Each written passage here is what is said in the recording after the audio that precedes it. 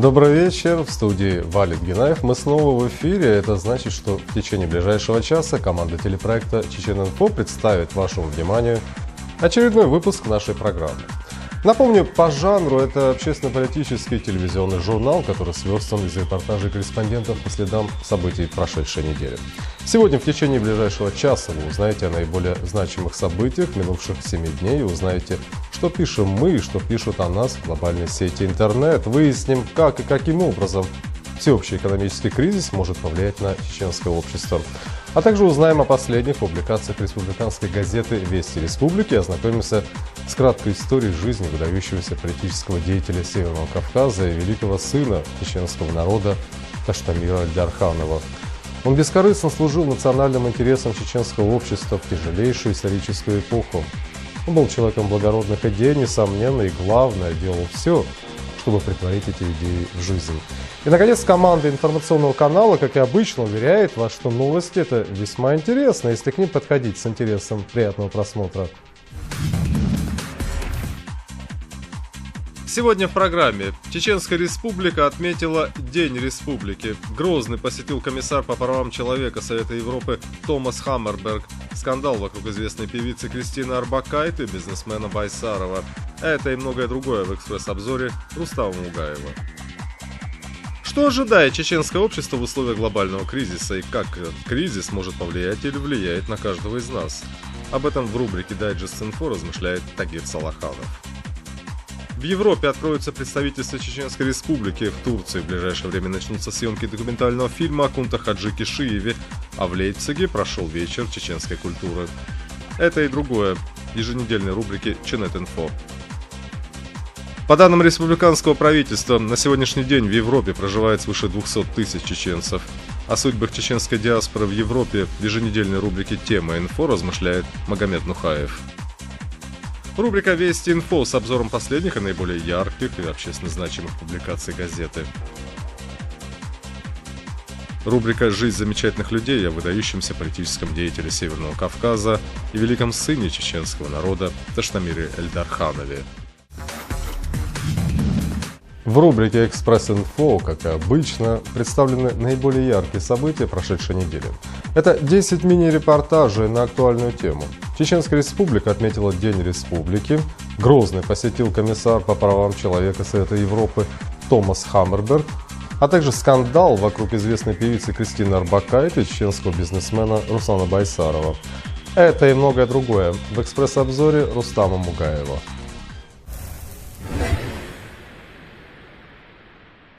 6 сентября в Чеченской Республике отметили День Республики. 7 лет назад глава администрации Чеченской Республики Ахмад Кадыров подписал соответствующий указ. С этим праздником чеченский народ поздравил президент Республики Рамзан Кадыров. В своем поздравительном слове он напомнил, что в конце прошлого века чеченский народ был обманным путем принесен в жертву кучки людей, чуждых его интересов. Мы извлекли горькие уроки той трагедии. Однозначно одно – возврата к прошлому нет. Составив Россию в союзе со всеми российскими субъектами, Чеченская Республика приступила к налаживанию мирной жизни. Время подтвердило правильность такого курса, заявил глава республики. По словам Кадырова, чеченские власти полны решимости сделать в ближайшие годы республику самым процветающим регионом России. Памятник первому президенту Чеченской Республики, герою России Ахмату Кадырову, установленный в центре Грозного 4 года назад и автором которого является Зураб Церетели, демонтирован в ночь с 9 на 10 сентября по решению президента Республики Рамзана Кадырова и семьи Кадыровых. По словам старейшего рода Кадырова Ходжа Ахмеда Кадырова, такое решение было принято исходя из того, что чеченский народ строго придерживается канонов ислама. Ахмад Хаджи был признанным религиозным деятелем и потому завещал, чтобы ему не ставили памятник в виде изваяния из камня или металла, заявил в этой связи Ходжа Ахмед Кадыров. На месте статуи, рассказал президент Рамзан Кадыров, будет построен мемориальный комплекс. Он будет посвящен тысячам соратников Ахмад Хаджи Кадырова, которые отдали свои жизни в борьбе с террористами и ваххабитами. Погибшие спасли чеченский народ и сорвали планы международного терроризма, направленные на развал России, подчеркнул президент Чеченской Республики.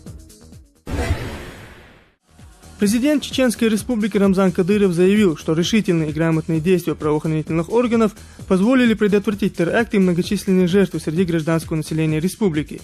Об этом он заявил на совещании с министром внутренних дел по Чеченской Республике и руководителями подразделений МВД. Благодаря решительным и мужественным действиям сотрудников МВД по Чеченской Республике и Управления ФСБ России по Чеченской Республике удалось провести ряд результативных операций. Их значение невозможно оценить, ибо речь, возможно, идет о десятках и сотнях сохраненных жизней женщин, стариков, детей, заявил Кадыров. По словам главы республики, за последнее время силовиками было уничтожено около 50 активных участников незаконных вооруженных формирований, задержано 10 человек, из которых 3 были подготовлены как террористы-самоубийцы. Президент подчеркнул, что местные власти больше не пойдут на переговоры с бандитами и их ждет полное уничтожение. Кадыров также напомнил об ответственности родителей за действия членов семьи. Чеченскую республику посетили комиссар по правам человека Совета Европы Томас Хаммерберг и уполномоченный по правам человека Российской Федерации Владимир Лукин. В ходе визита гости встретились с чеченскими правозащитниками, прокурором и президентом республики Рамзаном Кадыровым. Встреча состоялась поздно вечером во вторник после приезда Хаммерберга из Ингушетии. С главой региона Хаммерберг обсудил вопросы пропавших без вести лиц и вопросы соблюдения в республике прав человека. Рамзан Кадыров рассказал о ситуации в республике, состоянии безопасности и действиях правоохранительных органов по предотвращению терактов и тяжких преступлений, совершаемых остатками бандгрупп. Работа правоохранительных структур, по его словам, носит результативный характер. В течение последнего времени удалось обезвредить целую группу особо опасных преступников, прошедших подготовку под руководством иностранных наемников. Практически всю неделю внимание средств массовой информации было приковано к скандалу известной певицы Кристины Орбакайте и чеченского бизнесмена Руслана Байсарова. Буквально на днях стало известно, что в ближайшее время состоятся 2 заседания суда, которые фактически и будут решать судьбу их сына Дени Байсарова. Судебные процессы назначены на 15 сентября в Грозном и 17 сентября в Москве. Напомним, спор родителей возник из-за места жительства ребенка. Как известно, Орбакайте предприняла попытку вывести Дени в Америку на постоянное место жительства. Отец настаивает на том, чтобы сын оставался до совершеннолетия в России. Сам же Дени рассказал, что хочет жить вместе с отцом, так как его мать постоянно занята и приходится жить с няней. Он также заявил, что не хочет ехать в Америку, куда его пытались отправить мама и бабушка. В свою очередь, Руслан Байсаров заверил, что в случае полного удовлетворения судом его требований, он никоим образом не будет препятствовать встречам сына с его матерью.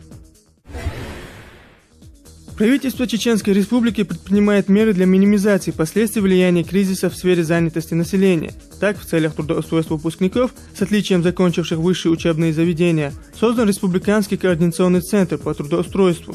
В этом году постоянной работой обеспечено 160 лучших выпускников вузов Чеченской Республики. Правительством региона проведена также и корректировка действующей программы дополнительных мер снижения напряженности на рынке труда в Чеченской Республике в 2009 году. Численность временно трудоустроенных на общественные работы в текущем году увеличена на 2000 человек и составила 24 270 человек. На 4900 человек увеличена и численность участников, заинтересованных в получении субсидий для занятия малым бизнесом. А количество желающих открыть собственное дело за счет субсидий доходит до 5500 человек. Тем не менее, на 1 сентября 2009 года количество зарегистрированных безработных, по данным отдела трудоустройства Министерства труда Чеченской Республики, составляет 306,7 тысяч человек.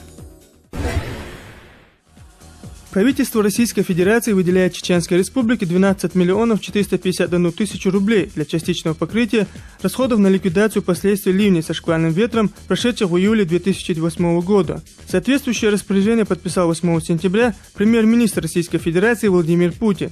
Эти средства, согласно документу, выделяются из резервного фонда правительства Российской Федерации по предупреждению и ликвидации чрезвычайных ситуаций и последствий стихийных бедствий.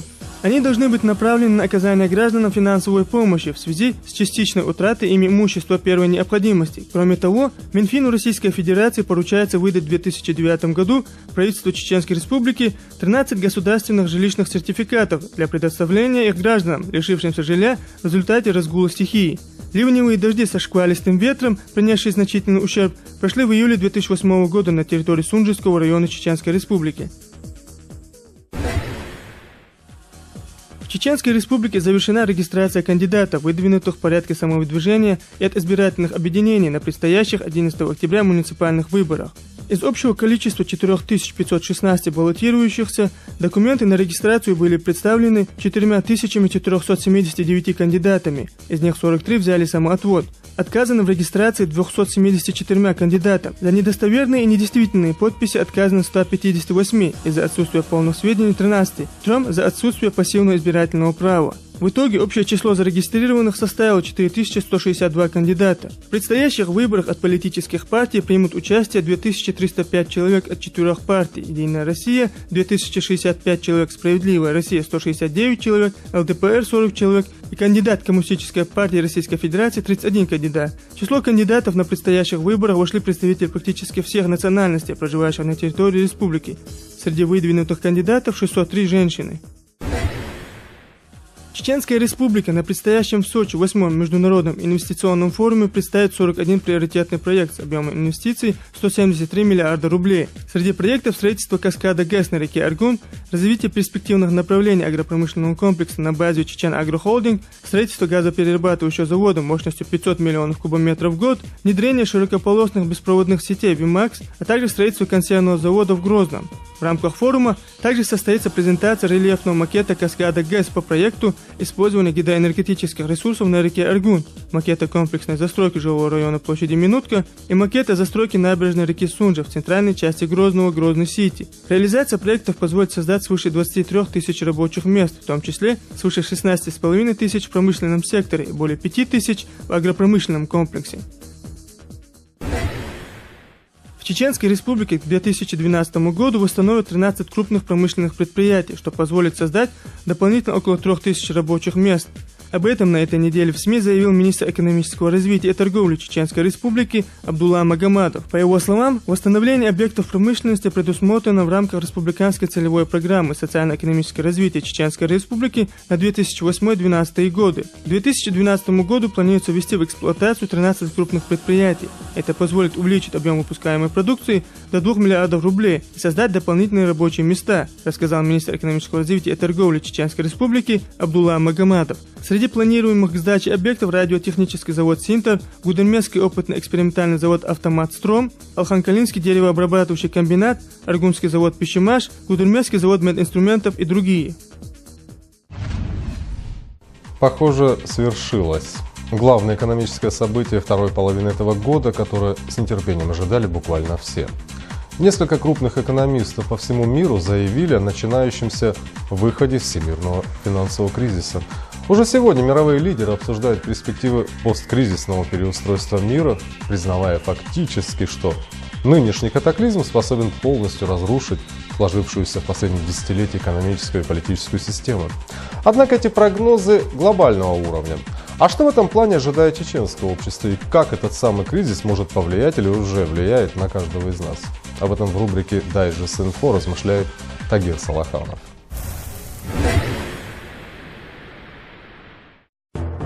Мировой финансовый кризис, разразившийся в середине 2008 года, достиг своего апогея. Снижение производства, снижение кредитования, снижение покупательской активности. Снижение. Это определение стало ключевым для всех форм деловой активности по всему миру. Экономики всех стран мира в той или иной степени ощутили на себе удар кризиса. Если экономики-гиганты наподобие американской или японской оказались на грани коллапса, то российская экономика оказалась не в столь плачевном состоянии. Потери Америки или Японии уже исчисляются триллионами долларов. Такие незыблемые экономические гиганты, как General Motors, Merrill Lynch или Chrysler, ушли в небытие, а Mitsubishi, Ford, Mazda и десятки других выжили только благодаря государственной поддержке, исчисляемой сотнями миллиардов долларов. Десятки крупнейших западных банков в одночасье превратились в прах, а количество разорившихся дельцов в сфере среднего и малого бизнеса насчитывает десятки миллионов человек.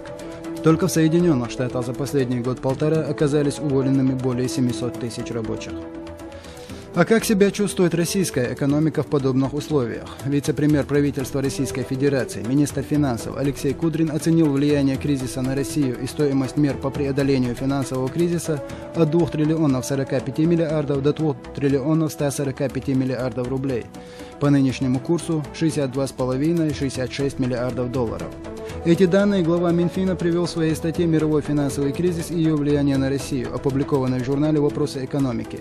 Для сравнения, это примерно четверть всего бюджета России на 2009 год. По указанным в статье главой Минфина данным, в последнее время введен целый ряд послаблений в налоговой политике. Снижен налог на прибыль на 4%, снижена ставка налога на малый бизнес, увеличены амортизационные отчисления с 10 до 30%, изменен порядок взимания пошлины на нефть, увеличен имущественный вычет для граждан при приобретении жилья, снижена ставка налога на малый бизнес. Все эти меры обойдутся бюджету в сумму от 900 миллиардов до 1 триллиона рублей. Если посмотреть на этот же факт с другой стороны, у граждан и бизнеса просто не изъяли 1 триллион рублей. Неизвестно, кто бы им распорядился эффективнее. Кроме того, Алексей Кудрин напомнил, что влияние кризиса широко проявилось и на рынке недвижимости. А как отразился кризис у нас, в Чеченской Республике? Если посмотреть, что происходит на строительных площадках республики, или пройтись по рынкам, складывается впечатление, что кризис где-то там, далеко, но никак не у нас. Тем не менее, спад наблюдается. И если не по уже реализуемым программам, то по перспективным планам внесены поправки.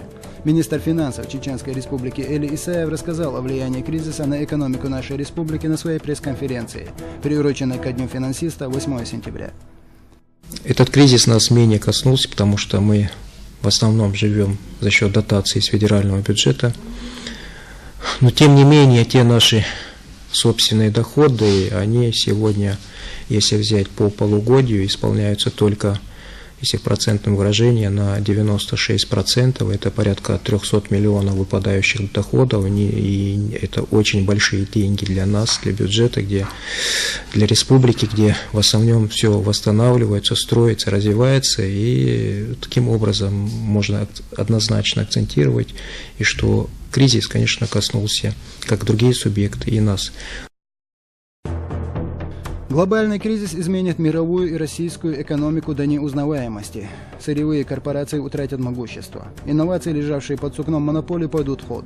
Революционные технологии потребуют повышения квалификации и от рабочих, и от топ-менеджеров. Экономика знаний – единственное спасение от гибели. Таков прогноз экспертов Института глобализации и социального движения. Российский фондовый рынок не сможет отыграть летние потери в текущем и следующем году. Вместо этого, осенью, под влиянием негативной информации о состоянии мировой экономики, можно ожидать продолжения биржевого обвала.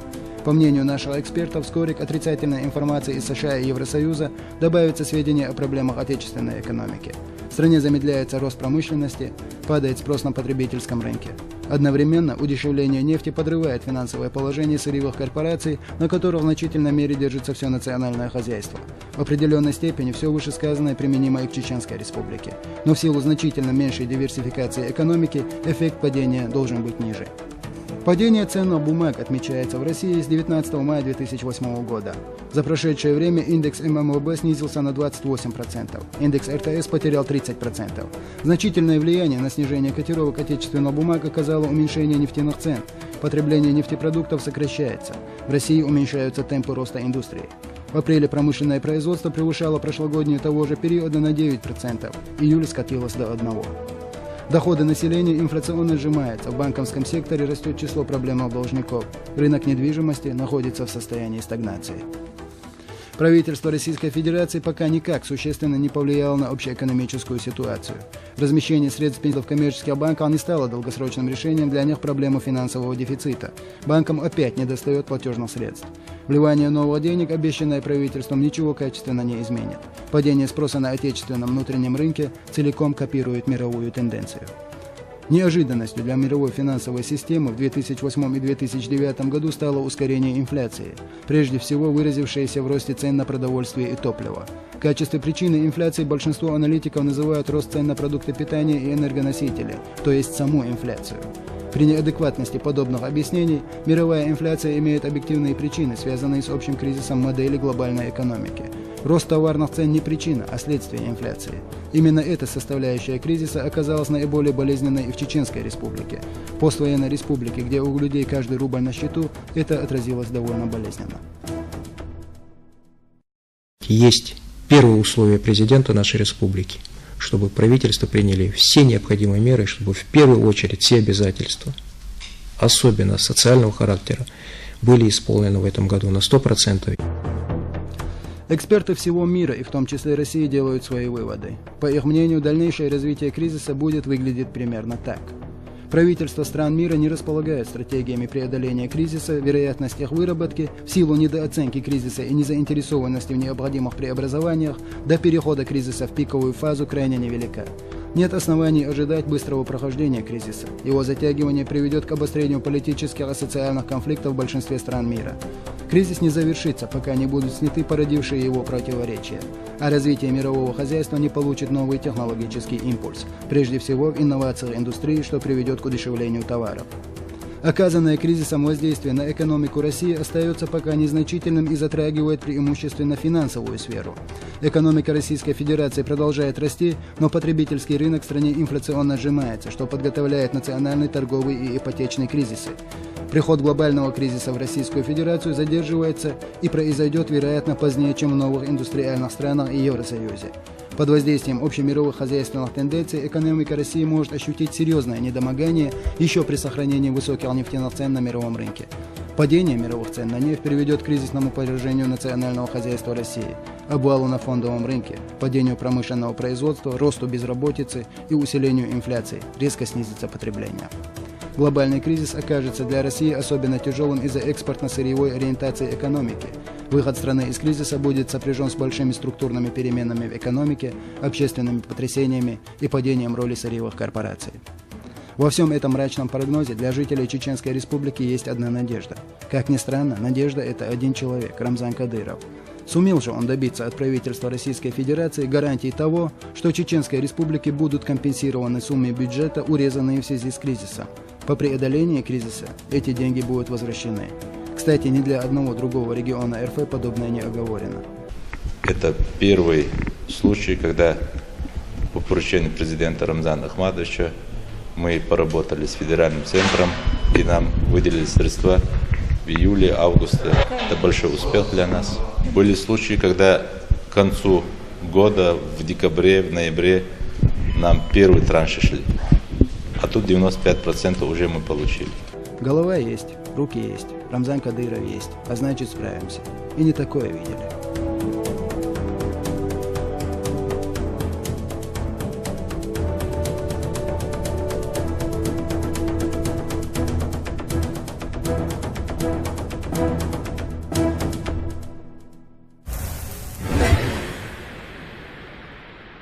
В странах Европы откроются представительства Чеченской Республики. По инициативе главы региона в Турции в ближайшее время начнутся съемки документального фильма о Кунта-Хаджи Кишиеве. Грузия намерена бойкотировать Олимпиаду 2014 года в Сочи, а в Лейпциге прошел вечер чеченской культуры. Все это заголовки публикаций прошедшей недели в глобальной сети интернет, посвященные нам. И все это лишь малая толика того, что мы хотим поведать вам в нашем еженедельном обзоре Ченет-Инфо. В ближайшее время Чеченская Республика откроет свои представительства в Европе. Соответствующее разрешение МИД России уже получено. Об этом средствам массовой информации сообщил министр Чеченской Республики по внешним связям, национальной политике, печати и информации Шамсаил Саралиев. Как уточнил министр, ранее президентом Чеченской Республики Рамзаном Кадыровым было направлено письмо на имя министра иностранных дел России Сергея Лаврова с просьбой рассмотреть возможность открытия представительства республики в странах Европы. В итоге внешнеполитическое ведомство дало соответствующее разрешение. Таким образом, представительство появятся в Германии, Австрии, Бельгии, Польше, Франции и Дании. По словам министра, в задачи представительств будет входить оказание помощи чеченцам, изъявившим желание вернуться на родину, и содействие желающим остаться жить в странах Европы в устройстве на работу, в поступлении в вузы и защите их прав. По данным министерства, в настоящий момент в Европе проживает более 100 тысяч чеченцев.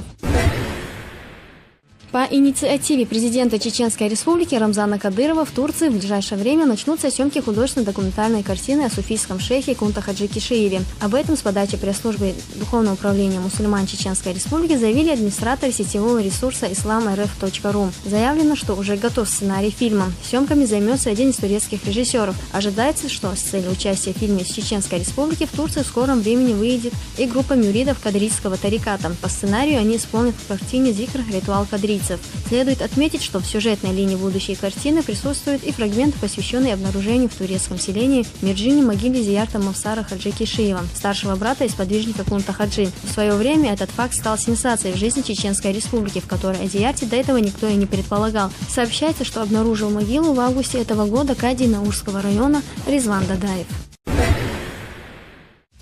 Спешим обрадовать, на просторах мировой глобальной паутины появилась своя кавказская тизерная сеть. Тизеры, информер – это новый вид старой баннерной рекламы с большими возможностями и меньшими размерами. Тизерная реклама гораздо эффективнее баннерной рекламы. Базовая комиссия сети составляет всего 10% от накопленных участниками переходов. Так чем же отличается именно этот сервис от других подобных сервисов? Это прежде всего предоставлением партнерам качественных услуг возможностью выбрать самому размер тизера 75 на 75, 100 на 100 и самая гибкая настройка под дизайн сайта. Кроме того, Кавказская сеть предоставляет возможность выбора необходимого трафика по тематике, высокую фильтрацию от ботов. Для участия в сети пользователям необходимо всего лишь разместить на своем сайте тизерный блок, который может состоять из одной или нескольких картинок с рекламным текстом возле нее.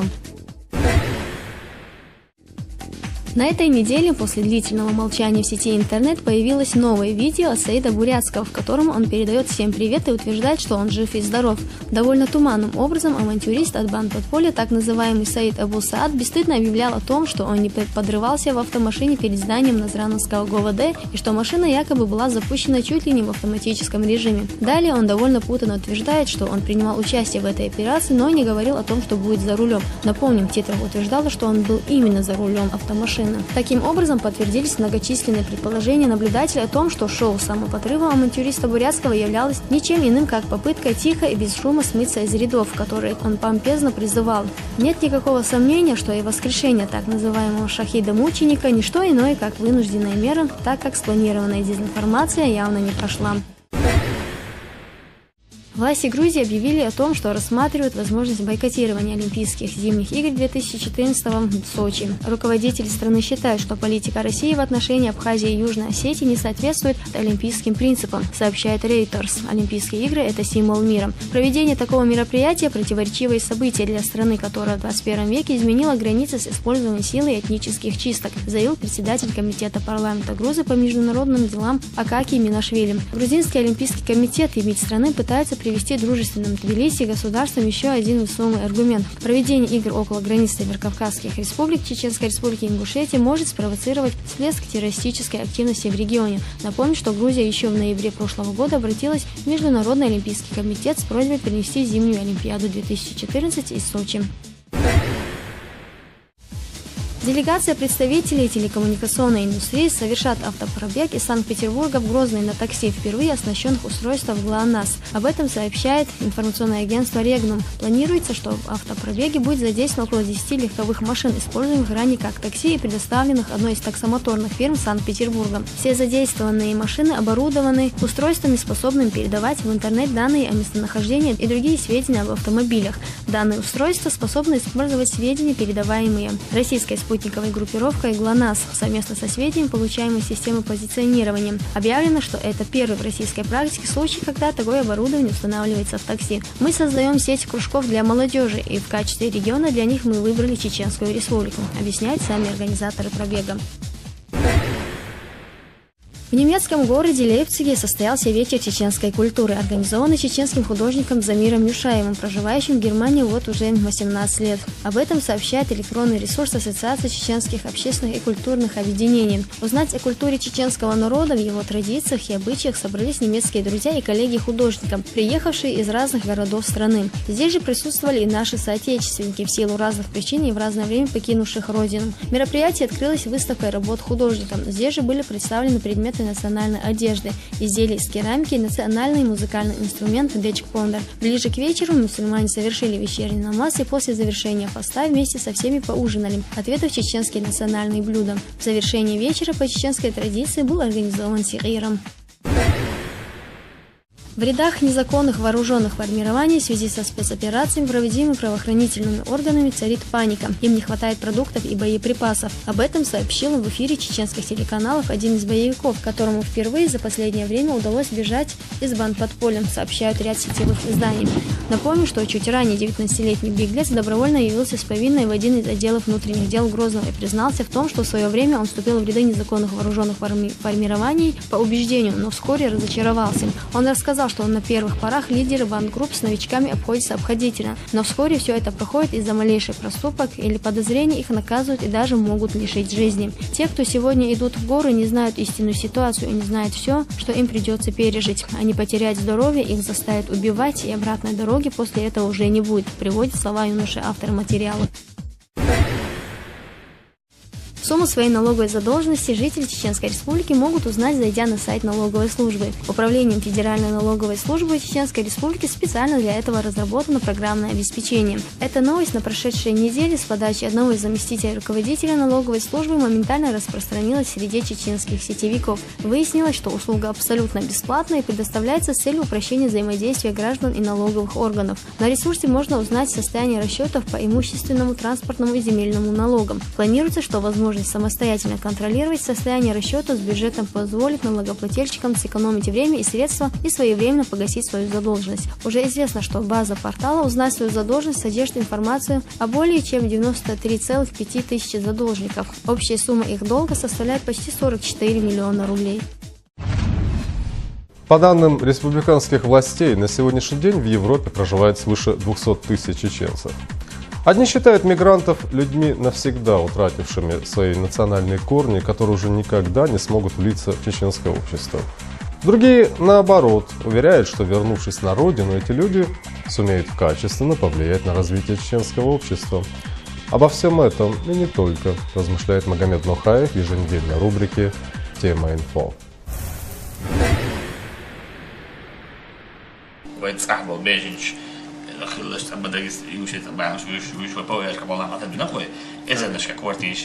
Хит потихоньку перейдем на Европу, так сказать, Турция, Уха, на Синдона.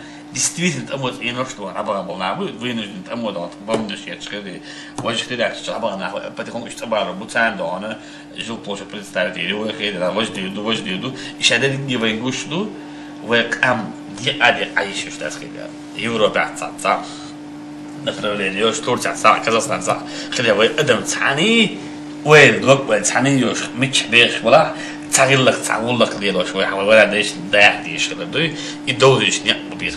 Такое заявление президент Чеченской Республики Рамзан Кадыров сделал в начале года на встрече с министром Чеченской Республики по внешним связям, национальной политике, печати и информации Шамсайлом Саралиевым. Сегодня программа возвращения в республику всех вынужденных переселенцев, и особенно из стран ближнего и дальнего зарубежья, не изменилась и считается одной из самых приоритетных. Республиканские власти обеспокоены данной проблемой не на шутку, и на то есть свои причины. Многие наши соотечественники бежали от войны, как им казалось, за лучшей долей, но на деле, как говорится, хотелось как лучше, а получилось как всегда. Большая часть покинувших республику людей сегодня проживает за границей в специальных лагерях для беженцев. Многие из них хотели бы вернуться в свои родные края, но нет возможности. В свое время они покидали Чеченскую Республику, не веря, что на чеченской земле когда-нибудь придет мир и порядок. Они спешно продавали свои дома, имущество и уезжали в европейские страны. Зачастую нелегальным способом пересекая многие иностранные границы. Сегодня, как и тогда, им приходится скрываться от местных властей, не имея даже элементарной возможности обратиться в медпункт. У этих людей нет никакого официального статуса, документов и, соответственно, человеческих условий для проживания. Такие лица скрываются от властей, опасаясь депортации, работая за гроши и практически сводя концы с концами. Но зато не в России, а за границей. В небольшой комнатушке приходится ютиться целой семье. В одной комнате живут как мужчины, так и женщины, что с точки зрения вайнавских традиций и исламской религии совсем неприемлемо. Чуть лучше проживают официальные беженцы из Чечни, но даже выделяемое государством пособие порой не хватает на оплату коммунальных услуг. И потому многие надеются, что вскоре вернутся на свою исконную землю.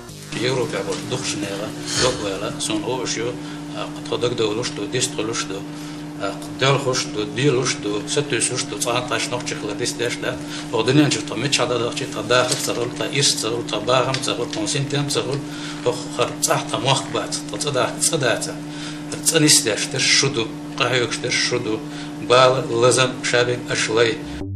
До сих пор, спустя почти 10 лет после последнего оттока чеченских эмигрантов, неизвестно точное количество чеченцев, бежавших в 90-х годах, сначала во время первой, а затем и во время второй чеченской кампании.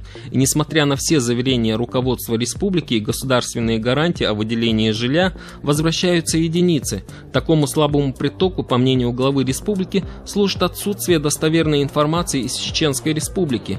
Именно поэтому на последней встрече с руководством двух телерадиоканалов телерадиокомпании «Грозный и война» Рамзан Кадыров сообщил о намерении установить в домах иммигрантов спутниковые тарелки и телевизоры для просмотра чеченского телеканала. Помимо этого, за счет средств регионального общественного фонда имени Ахмада Кадырова нуждающимся будет оказана помощь в необходимом лечении. Нет хорошей жизни. أنا بنا بس مش كده أصلاً. مو فاضي بعد كده غير بالخدوش لتوان من الخدوش لون نزلانش لون رازن لون لون نبرولي شو صار على أكم لون فيدي نش رازن خلاص بس يصير هنا هينس شش كيتاكت لون شش ليلو شتيك شش لون ليلو دقدي نقطع لون سريلو شين ربوش كده لون يو لون ويد لون بكات سان وديش نكتب على اسمه خلاص وتلاقيش كده вот нету возможности антенн хоть телевизор аж он эти платные jo антенны да он хоть туда он аж что куда мохидас он да я знаю в Турции уха документчик да он еще не антенны хоть туда оплатаем да меткиуш вот из фонда да он эти حاجة что разные государства он كذا при я и да он сейчас да когда телевизор антенн хоть да чтобы они смотрели да как развивается республика, именно не по плане, в экономическом плане или восстановлении, именно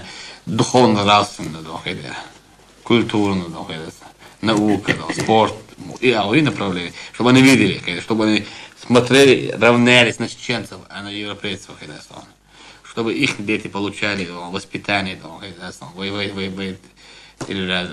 компания и побольше надо постараться отправляться и ночи газет ночи журналов и духом عشان التدخين تلاقي 100-200 газет журнал بتاع دوش مش كده السياسة كانت стараться غدر نوشك سواء لوش возможность я حبيت именно она всегда можешь больше нахвался вот это общественного фонда. Я не просто слова говорю, чтобы ты знал, я реально даю поручение тебе. Я хочу муслимам поручаю людям, это фонды, он реально, чтобы помочь им людям. Он дух представил, он больницы берет, ходишь, вообще это говорит, хусам да, это говорит, потом дух на вот и сам был нах, они сейчас поняли, он больше что больше на будь караван, чем больше سيجا يا واخد من عبان شيء مصنوع يحكي كنا يتصبح بوح متجات تصبح وزمون سياسة يبلنا شغله يلاقي العش بوش كده يسمى نحت أبا ربوه تكوارتي لو يسند عن دما ده سبب نتيجة Помощь, которая будет вскоре оказана для чеченских иммигрантов, не единственная. Планируется, что вскоре в 6 странах Европы, в которых проживает наибольшее количество выходцев из нашей республики, откроется представительство Чеченской республики. Они заработают в Германии, Австрии, Бельгии, Польше, Франции и Дании. В их задачи будут входить оказание помощи чеченцам, изъявившим желание вернуться на родину, содействие желающим остаться жить в странах Европы в трудоустройстве, поступление в вузы, другие учебные заведения, защите их прав и так далее. По данным республиканского правительства, на сегодняшний день в Европе проживает свыше 200 тысяч чеченцев. Мы, конечно, могли бы этого представителя представить этим властям и сказать, что он будет отвечать за все проблемы, позитивы, за все хорошее, плохое именно в этих странах, и как будет представителем от Российской Федерации, потому что это все граждане Российской Федерации. Вот я в Австрии, например, это заявление с приветствием отнеслись, во Франции нам поступило на ваше имя сотни благодарности уже на наш сайт о том, что благодарят за то, что мы смогли, планируем вот так сделать. Диктата спилаш пацаны, но есть большое количество людей, обманутых, продали квартиры, продали жилье, продали все, что у них было, и попали в эти ловушки, в эти лагеря. И до сих пор сидят и удивляются. Несмотря на то, что чеченские мигранты продолжают прибывать в другие государства, обосноваться там с каждым днем все труднее. Да и едут они не из-за угрозы собственной жизни, а ради лучшей доли. Таким вот незамысловатым образом некогда политические беженцы постепенно превратились в беженцев экономических. При этом стало практически невозможно получить легальное убежище в иностранных странах и тем более иностранное гражданство. Одни считают беженцев людьми, навсегда утратившими свои национальные корни, которые уже никогда не смогут влиться в чеченское общество. Другие, наоборот, уверяют, что, вернувшись на родину, Они смогут поделиться набравшимся опытом и тем самым смогут ввергнуть Чеченскую Республику на качественно новый уровень развития. Кто из них прав, вскоре покажет время. Сегодня же ясно одно. Чеченским иммигрантам необходимо увидеть, как развивается не только экономика республики, но и культура, наука, какие успехи достигнуты в спорте, как продвинулось общество в своем духовно-нравственном развитии. Они должны своими глазами увидеть, что общая цель чеченского народа – укрепить единство и сохранить свои корни.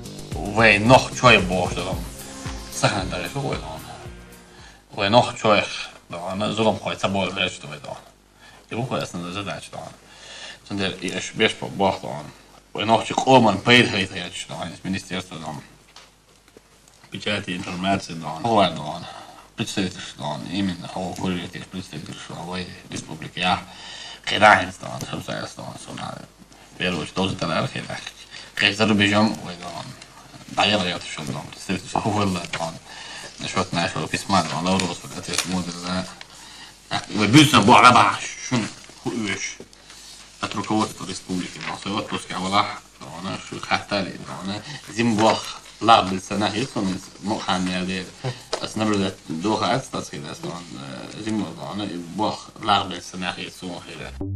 В целях разрешения сложившейся ситуации вокруг мигрантов из Чеченской Республики при правительстве создана Республиканская межведомственная комиссия по разработке и контролю за реализацией региональной программы оказания содействия добровольному переселению в Россию соотечественников, проживающих за рубежом.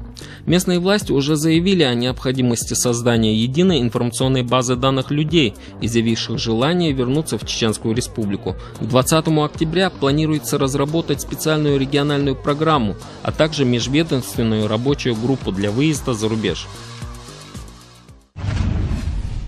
С самого первого дня своего основания и с самого первого дня выхода номера коллектив газеты, главной республиканской газеты «Вести Республики» следует в фарватере политики и главных ориентиров, намеченных чеченским руководством. Газета неизменно выступает проводником и сторонником всех инициатив президента Чеченской Республики, направленных на кардинальное переустройство чеченского общества. Рубрика «Вести Инфо» с обзором последних и наиболее ярких общественно значимых публикаций газеты. 8 сентября в Кремле состоялось награждение спортсменов, отличившихся на Олимпийских играх 2008 года в Пекине. 40 олимпийцев получили ордена и медали от президента России Дмитрия Медведева. Об этом сообщает материал, опубликованный в одном из ближайших номеров газеты «Вести Чеченской Республики» по материалам пресс-службы президента России. При этом сообщается, что самый почетный орден за заслуги перед Отечеством 4-й степени получили Буайсар Сайтиев и легкоатлетка Елена Исимбаева. Олимпийский чемпион по греко-римской борьбе Исламбек Альбиев удостоен ордена Дружбы. Все, что вами сделано, было сделано с очень большим трудом. Именно поэтому мне бы хотелось еще раз адресовать всем вам слова искренней благодарности от имени миллионов российских болельщиков, сказал Дмитрий Медведев и отметил мужество и целеустремленность, стойкость и упорство, волю к победе российских спортсменов. Теме спорта посвящена и другая публикация этого же издания, которая сообщает о том, что чеченский боксер Артур Бетербиев в далекой Италии вышел в полуфинал чемпионата мира. Авторы публикации сообщают, что в своем 3-м бою на чемпионате мира Артур Бетербиев встречался с индусом Денешем Кумаром. Преимущество чеченского боксера было тотальным. Тренеры разрешили Артуру работать на полную мощность. Результат не замедлил сказаться. Артур трижды отправил соперника в нокдаун, после чего судья остановил бой и объявил нашего боксера победителем. Однако, отмечает автор материала Абдулаев, тренеры заметили, что Артур пренебрегает защитой, стараясь закончить бой досрочно, что недопустимо во встречах с более серьезными соперниками, как, например, с кубинцем Хосе Гамесом, с которым Артур встретился в полуфинале 11 сентября. Они заслужили вечную славу. Так озаглавила свою публикацию корреспондент Абалаева, которая в преддверии Дня чеченской женщины обращается к женской тематике. Женщина во все времена созидательница, хранительница домашнего очага. Чеченские женщины – пример сохранения достоинства, чести, долга в любых обстоятельствах, пишет автор. На их плечах всегда лежала забота о детях, о семье, создании уюта в доме. Но история знает много примеров того, как они становились рядом с братьями, отцами, мужьями и достойно отстаивали свободу свободу родного края с оружием в руках, когда требовали обстоятельства. Благодаря стойкости, мужеству и выносливости женщин, чеченский народ выжил в годы депортации, когда, проводив на фронты Великой Отечественной войны отца большого семейства, мать одна заботилась о детях и воспитывала достойных сыновей и дочерей. На долю чеченской женщины пришлись все ужасы последних военных событий. В истории чеченской нации, в памяти народной, навечно остались образы сестер, матерей, храбрых и мужественных женщин из селения Дади-Юрт, Алхан-Юрт и многих-многих других, которые поистине заслужили памятник на пьедестале золотом, отмечает автор публикации. Далее Абалаева рассказывает о событиях 1919 года, когда в чеченском селении Алхан-Юрт в ходе гражданской войны войска генерала Деникина вплотную подошли к селу и потребовали пропустить их к соседнему селу Гойты, где укрывались части Красной армии. Ни обещанные 2 мешка денег, ни угроза сожжения села не поколебали алханюртовцев. Завязалось страшное сражение. На оборону села вышли от мала до велика. Рядом с мужчинами насмерть стояли женщины и подростки. В том бою, когда погибали мужья, братья, отцы, на их место вставали сестры, жены, дочери. За 2 недели сражений с деникинцами полегло 567 человек, а потери противника были в 2 раза больше. В списке погибших 27 марта по 12 апреля значится 97 женщин. Напротив 29 из них стоит слово «сожгли». 58 погибли. Остальные расстреляны и умерли от ран. Отметим, более подробно о героической обороне села и подвиге женщин Алхан-Юрта можно узнать все из той же газеты «Вести Республики». Он безумно любил свой край, так называется материал Дети Сулумовой, опубликованный в номере газеты от 10 сентября. Публикация посвящена памяти известного чеченского архитектора Борхи Амирханова, который трагически погиб в страшный день ракетного обстрела в Грозном 21 октября 1999 года. Человек лишь тогда чего-то добивается, когда он верит в свои силы, а Борха Амирханов, известный архитектор, всегда верил в свои силы и возможности, потому и добился больших успехов. Сегодня его нет с нами. Несомненно, с его смертью чеченская культура понесла большую утрату, с болью отмечает автор публикации. У него было много задумок, но, к сожалению, не суждено было им исполниться, не успел. А было ему тогда всего лишь 50 лет. Возраст, как говорится, когда только начинаешь жить. Но эти 50 его были насыщены беспрерывным трудом. Работал неустанно, как будто знал, что так внезапно оборвется жизнь. 17 августа Борхе Амирханову исполнилось бы 60 лет. К огромному сожалению, замечательные произведения Борхе Амирханова уничтожены войной, но в том числе разрушены издания в Грозном, построенные по его проектам. Но жизнь продолжается, и с нами осталась светлая память о Борхе Амирханове, остался его талант, его любовь к родному краю, к своему народу. Он был одним из архитекторов, который умел соединить в постройке красоту с удобством для жизни, и он действительно заслуживает нашей похвалы и нашей любви, заключает автор публикации. Еще не успели выветриться из памяти жителей республики события 15 августа текущего года, когда еще практически неизвестный для широкой публики выходец из чеченского села Самашки Заур Байсангуров прибыл в Грозный на бой с Эрамасель Альбертом на защиту звания интерконтинентального чемпиона. Теперь его в республике знают практически все. Так кто он, наш земляк, интерконтинентальный чемпион? Чтобы ответить более подробно на этот и другие вопросы, корреспондент газеты «Вести Республики» Замид Аюбов побывал у Заурбека Байсангурова в его родном селе Самашки. Об этом и его публикация. Соперник был очень крепок, защищался классно и контратаковал блестяще, но я не имел права проигрывать перед лицом и глазами своих дорогих земляков Рамзана Кадырова и Владимира Кличко, который, отложив все дела, специально прилетел из США на этот бой. Видит Аллах, что я выжил из себя все, что мог. Только жаль, что так и не получился хороший удар в челюсть соперника, который, как правило, оборачивается нокаутом, говорит чемпион. Конечно, мне как профессионалу приходилось боксировать в самых экстремальных ситуациях и не привыкать к физическим и психологическим перегрузкам, но этот бой явно выпадал из привычных рамок, отмечает Заур. Высказал именитый спортсмен и свое пожелание чеченской молодежи: не пейте, не курите, не употребляйте наркотики. Словом, не прожигайте зря и молодость, и жизнь. Занимайтесь спортом, соблюдайте веру, оставайтесь порядочными людьми в любых ситуациях. Вообще-то, разговор у автора с Зауром получился долгий и содержательный. Интересным собеседником оказался и неизменный тренер Заурбека, он же и его родной дядя Увейс Байсангуров. Простой пересказ – дело неблагодарное, да и не стоящее. Поэтому, наверное, все-таки стоит познакомиться с материалом вживую. На том и остановимся.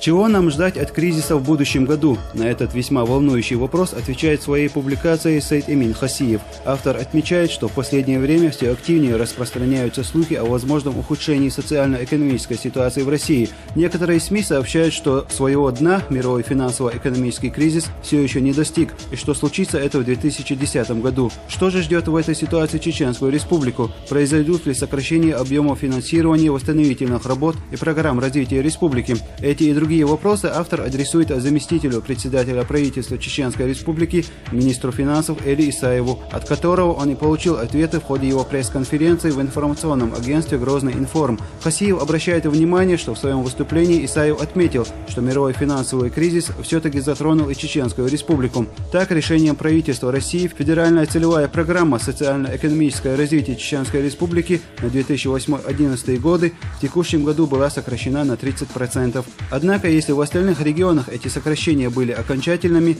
то у нас, благодаря усилиям президента Чеченской Республики Рамзана Кадырова, эти средства перенесены на 2012 год. Судя по публикации, в 2010 году нас ожидает сокращение ФЦП в части капитальных вложений на 70% и на содержание государственных учреждений на 30%. Тем не менее, несмотря на кризисное явление, заработная плата бюджетникам с августа нынешнего года увеличена на 7,5%. Исаев подчеркнул, что уже принято решение о сохранении данной индексации и на все 12 месяцев 2010 года. В свою очередь, кризис косвенно отразится на зарплатах чиновников. В текущем году в бюджете были предусмотрены средства на повышение заработной платы государственным служащим 9% с февраля и еще 9% с октября. Февральская индексация зарплаты госслужащих была произведена, однако октябрьского повышения уже не будет. В свою очередь, отметим, в публикации дается довольно основательный и серьезный прогноз, и если вас действительно беспокоит вопрос о том, что нас все-таки ожидает в следующем году, следует ознакомиться с самой публикацией в оригинале. Просветитель, литератор, крупный общественно-политический деятель, член Первой и Второй Государственной Думы. И все это Таштамире Эльдарханове. Он заметная фигура в истории чеченского общества на рубеже 19-20 столетий. Его деятельность отличалась чувством ответственности перед своим народом и демократической Россией. Он был человеком, несомненно, благородных идей. Главное, он делал все, чтобы претворить их в жизнь. Но о том, что ему этого не удалось, то уж не судьба. Но тем не менее, рубрика «Жизнь замечательных людей» о выдающемся политическом деятеле Северного Кавказа и сыне чеченского народа Таштамире Эльдарханове.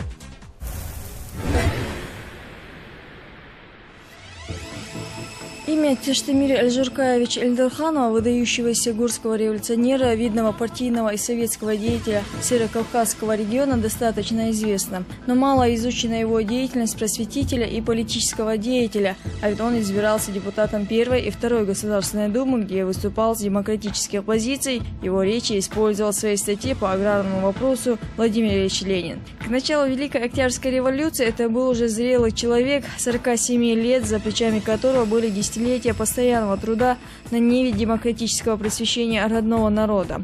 Родился Таштамир в селении Гихи Гурусмартанского района в многодетной крестьянской семье. Уже в 7-летнем возрасте он был определен учиться в сельскую арабскую школу. Позже он закончил русскую школу в Грозном. В столице Таштамир проявляет исключительные способности в учебе и по окончании школы поступает во Владикавказское ремесленное училище. Годы учебы в училище большую роль в формировании мировоззрения юноши сыграли сочинения Чернышевского, Писарева и Добролюбова. Их передовые идеи он воспринимал со всем пылом своей кипучей натуры. Юноша прекрасно владел русским языком, хорошо знал осетинский, читал на немецком и латинском языках. В годы учебы во Владикавказе Таштамир приезжал в родное селение. С горечью наблюдал почти поголовную неграмотность населения, его бесправие перед царскими властями. Вид нищих и убогих дворов, всегда полуголодных детей на всю жизнь остался в его памяти. 15 лет он принимает для себя бесповоротное решение стать народным учителем и поступает в Тифлисский учительский институт. В институте на формирование Эльдарханова большое влияние оказали контакты с грузинскими и русскими прогрессивными педагогами. 90-е годы 19 века. В стране растет революционное движение. В это время Таштамир много работает в архивах, изучает труды Канта и Гегеля, зачитывается книгами по истории, социологии, экономике, филологии, собирает материалы по этнографии родного края, изучает чеченскую словесность. В это время и накапливаются те обширные познания, позволившие впоследствии стать ему одним из видных общественных деятелей чеченского народа. Его просветительская деятельность началась со сбора и обработки фольклорного материала. Уже в годы учебы в 1890 году в сборнике материала для описания местности и племен Кавказа он публикует свои первые записи сказок и притч. Собранный им фольклорный материал имеет не только научное значение в области истории и культуры вайнахов, но и представляет большой интерес в плане художественных переводов. В этих текстах проявляется присущая автору индивидуальность и несомненный литературный дар. Через 3 года сбылась заветная мечта Таштамира. Он становится народным учителем. Назначается учителем, надзирателем горских школ города Майкопа, где совершенствует свое педагогическое мастерство. Один из его учеников, Стюхов, отмечал: вспоминая его, я могу с чистой совестью сказать, что Таштамир Эльжиркаевич Эльдарханов был передовой, воспитанный на лучших принципах классиков мировой педагогики, учитель и воспитатель. В Майкопе молодой учитель работает 5 лет. Он усиленно читает иностранную и русскую литературу, посещает уроки лучших педагогов, практически изучает школьное дело. Однако дальнейшее пребывание в Майкопе становится для него тягостным, и он покидает школу и город. Возвратившись в Грозный, он устраивается в горскую школу. Многое он сделал в эти годы для сбора и обработки фольклора. Сказки, легенды, притчи, объединенные им под общим названием чеченские тексты, своими корнями уходят в глубокую древность. Сам просветитель считал собирательство важным делом. По его мнению, через фольклор лежал путь познания национального характера, культуры народа. Главную задачу для себя Эльдарханов видел организацию общества распространения и создания национальной письменности среди чеченцев и ингушей. Он загорелся идеей широкого просвещения народа, но осуществить это благородное стремление удастся гораздо позже. В России начинается первая буржуазно-демократическая революция. В марте-апреле 1906 года в России в условиях свирепого полицейского террора прошли выборы в Государственную Думу. Местные власти всеми средствами усложняли выборы, добиваясь участия в них минимального числа трудящихся. Тем не менее, в результате выборов Таштамир Эльдарханов избирается в Думу от малых народностей Терской области – чеченцев, ингушей, кабардинцев, осетин и кумыков. В своих ярких выступлениях на заседании Думы он разоблачает преступную политику царизма, проводимую в национальных окраинах, направляет нами военные чины, отбросы армии, которые ничего общего с народом не имеют, не заинтересованы в судьбе его, и в деле смягчения нравов и обычаев ими не сделано буквально ничего, отмечает он в своих выступлениях. А выступая в Думе по поводу набора стражников Терской области, Эльдарханов решительно протестует против вербовки горцев в карательные отряды. Горцы Кавказа жаждут мирной и спокойной жизни, и ни явной, и не скрытой вражды к кому бы то ни было не питают, говорит Эльдарханов. Позже на Тирском избирательном собрании просветитель вновь утверждается депутатом, на этот раз Второй Государственной Думы. В своей работе «Аграрная программа социал-демократии в Первой русской революции 1905-1907 годов» Ленин писал: Эльдарханов от имени своих избирателей ходатайствует, чтобы расхищение природного богатства было приостановлено впредь до разрешения аграрного вопроса, а расхищает земли правительства, отбирая лучшую часть Нагорной полосы, грабят земли гумыкского народа, заявляя претензии на недра земли. После распуска Второй Государственной Думы Эльдарханов возвращается в Грозный, но власти запрещают ему преподавание в школах Терской области. Он уезжает в Баку, где и работает в области просвещения вплоть до февральской революции 1917 года. В годы изгнания он занимается составлением азбуки на чеченском языке на основе русской графики. В 1911 году в Тифлисе Эльдарханов издает первый чеченский букварь. Это было большим событием в культурной жизни народа. В 1918 году Эльдарханов избирается председателем Гатинского революционного народного совета. На этот период он сыграл большую роль в утверждении советской власти на Тереке, что неоднократно признавали Орджоникидзе и Микоян. Много сил отдает он и народному образованию. Под его руководством организуется ускоренная подготовка педагогических кадров для школ коренного населения. По его инициативе открывается Чеченский областной педагогический техникум, первое среднее педагогическое заведение. Он добивается некоторого улучшения материальной базы школы, выступает организатором выпуска учебников, учебных пособий и программ. После окончания гражданской войны на Северном Кавказе Эльдар Ханов избирается председателем Ревкома Чечни, затем председателем Чеченского областного исполкома. В октябре 1922 года Чеченский край выделяется в самостоятельную автономную единицу. Постановление об образовании Чеченской автономной области было принято президиумом в ноябре 1922 года. Высшим органом власти был объявлен Чеченский областной Ревком в составе 11 человек. 6 членов Ревкома, включая председателя Ревкома Эльдара Ханова, являются членами РКП. Кстати, общая численность чеченской организации РКП в 1922 году не превышала 30 человек. Новому Ревкому предстояло создать органы власти на всей территории Чечни, обеспечить безопасность нефтепромысла, железной дороги и границ Чечни, обеспечить создание государственного аппарата, решать вопросы восстановления экономики и провести выборы Советы всех уровней. Действовал Чеченский областной Ревком до июля-августа 1924 года. В следующем, 1925 году, началась подготовка самой большой по своим масштабам операции по разоружению Чечни. Разоружение 25 августа и завершилось 12 сентября 1925 года. Операция эта привела к существенным перестановкам и в государственном аппарате Чеченской автономной области. Так, пленум Чеченского областного исполкома снял Таштамира Эльдара Ханова, который был отозван в распоряжение Северокавказского краевого исполкома. Эльдар Ханов вернулся в Чечню только в 1929 году, проработав более 3 лет в высокой должности председателя Национального совета при Северокавказском краевом исполкоме. В Грозном он возглавил управленческий аппарат Грознефтегазе. Эльдар Ханов – выдающийся политический деятель Северного Кавказа и великий сын чеченского народа, бескорыстно служивший его национальным интересам в тяжелейшую историческую эпоху. Эльдар Ханов был человеком благородных идей и, главное, делал все, чтобы претворить их в жизнь.